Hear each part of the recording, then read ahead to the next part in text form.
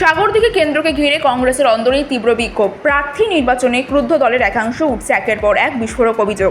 স্থানীয় কর্মীদের দাবি, দল যে প্রার্থী দিয়েছে তিনি বহিরাগত, এতে মেনে নিতে পারছেন না অনেকে। শুধু তাই নয়, প্রার্থী বদলের দাবিতে সরব হয়ে ভোট বয়কটের হুঁশিয়ারিও দিয়েছেন বিক্ষুব্ধ কংগ্রেস কর্মীদের একাংশ। সবচেয়ে বড় অভিযোগ অধীর চৌধুরীর বিরুদ্ধে।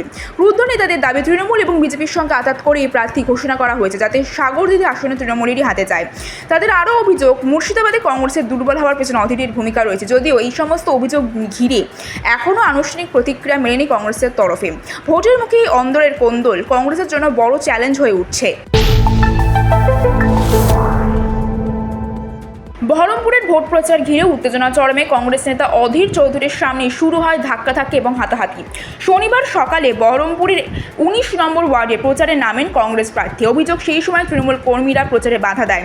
তা নিয়েই শুরু হয় বচসা, যা মুহূর্তের মধ্যেই রূপ নেয় সংঘর্ষে। দুপক্ষের কর্মীদের মধ্যে তীব্র ধাক্কাধাক্কি এবং হাতাহাতির জেরে উত্তপ্ত হয়ে ওঠে গোটা এলাকা। কিছু সময়ের জন্য পরিস্থিতি নিয়ন্ত্রণের বাইরে চলে যায় বলে অভিযোগ। যদিও পরে স্থানীয়দের হস্তক্ষেপে পরিস্থিতি কিছুটা শান্ত হয়, তবে ভোটের আগে এই ঘটনা ঘিরে রাজনৈতিক উত্তেজনা তুঙ্গে।